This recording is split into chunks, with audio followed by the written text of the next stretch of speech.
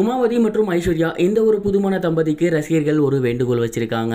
அந்த ஒரு வேண்டுகோள் என்ன, அதை இவங்க செவிசாய்ப்பாங்களா அப்படிங்கிறத தான் இந்த ஒரு வீடியோவில் நம்ம பார்க்க போகிறோம். தம்பிராமையா அவர்களோட பையன் உமாபதி அவர்களுக்கும் அர்ஜுன் அவர்களோட பொண்ணு ஐஸ்வர்யாவுக்கும் சமீபத்தில் காதல் ஏற்பட்டு இவங்க ரெண்டு பேருமே பேரண்ட்ஸ்ட்டு அப்ரோச் பண்ணி ரீசெண்டாக தான் இவங்களுக்கு கல்யாணம் நடந்து முடிஞ்சிருந்துச்சு.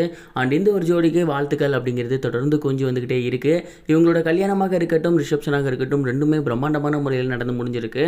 அண்ட் இந்த ஒரு நிலையில் தங்களோட நார்மல் லைஃப்பை அவங்க ரெண்டு பேரும் வாழ ஸ்டார்ட் பண்ண போறாங்க.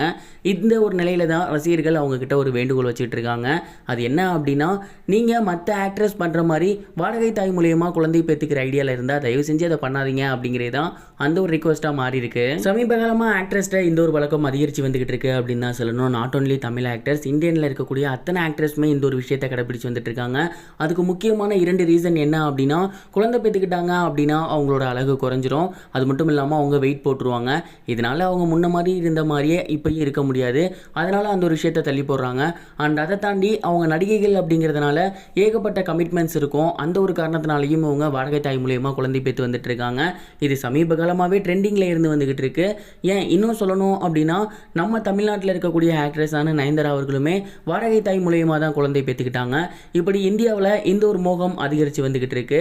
அந்த ஒரு விஷயத்தை நீங்களும் பண்ணிடாதீங்க. நீங்கள் இப்போதைக்கு நடிக்கிறது இல்லை அப்படிங்கிறது தெரியும், பட் ஃபியூச்சரில் நடிக்கிறதுக்கான வாய்ப்பு அதிகமாகவே இருக்குது. அந்த ஒரு காரணத்தினாலையும், அப்படி இல்லைனா பேபி பிறந்துச்சுன்னா அழகு போயிடும் அப்படிங்கிற காரணத்தினாலையும் வாடகை தாய் மூலியமாலாம் குழந்தை பெற்றுக்கிற ஐடியாவில் நீங்களும் இருக்காதீங்க. அந்த ஒரு ஐடியா இருந்துச்சுன்னா அதை தயவு செஞ்சு கைவிட்டுருங்க அப்படிங்கிறது தான் அவங்களோட ரசிகர்கள் இவங்க கிட்ட ரிக்வெஸ்ட்டாக வச்சிருக்காங்க.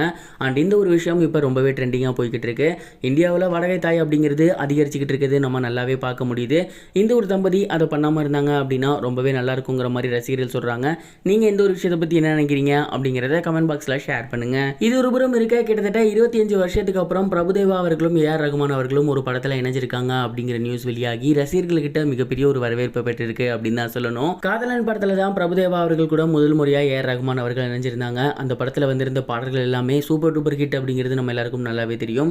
அந்த படத்தோட வெற்றியை தொடர்ந்து அடுத்து இவங்க மின்சார கனவு படத்தில் இணைஞ்சிருந்தாங்க, ரோமியோ அப்படிங்கிற படத்தில் இணைஞ்சிருந்தாங்க. அந்த படத்தில் வந்த பாடல்களும் மிகப்பெரிய ஒரு வெற்றி பெற்று இருந்துச்சு. அண்ட் அதுக்கப்புறம் பிரபுதேவா அவர்கள் மிகப்பெரிய நடிக்கிறது இல்லை, சினிமா பக்கம் டைரக்ஷனில் போயிட்டாரு. ஏஆர் ரகுமான் அவர்கள் தொடர்ந்து ஏகப்பட்ட இசை கொடுத்து வந்துட்டு இருந்தாரு. இந்த ஒரு காம்போ இப்போ மறுபடியும் ஒன்று சேர்ந்திருக்காங்க. புதுசாக ஒரு படம் வரப்போகுது. அந்த படத்தோட பேரு மூன் வாக். அந்த படத்தில் பிரபுதேவா அவர்களுக்கு ஏஆர் ரகுமான் அவர்கள் தான் இசையமைக்கிறாங்க. கிட்டத்தட்ட 25 வருஷம் கழிச்சு இந்த ஒரு ஜோடி மீண்டும் ஒன்று சேர்ந்திருக்கிறதுனால இந்த காம்போ மீண்டும் அதே மாதிரியான ஒரு எனர்ஜெட்டிக்கான பாடல்கள் கொடுக்குமா அப்படின்னு ரசிகர்கள் காத்திருக்காங்க. எனக்கு இந்த காம்போல ரொம்ப பிடிச்சது மின்சார கனவு. உங்களுக்கு எந்த படம் பிடிக்கும் அப்படின்னு கமெண்ட் பாக்ஸில் சொல்லுங்க. இது வரைக்கும் கனெக்டிங் டிவிக்கு சப்ஸ்கிரைப் பண்ணனா மறக்காமல் சப்ஸ்கிரைப் பண்ணிக்கங்க.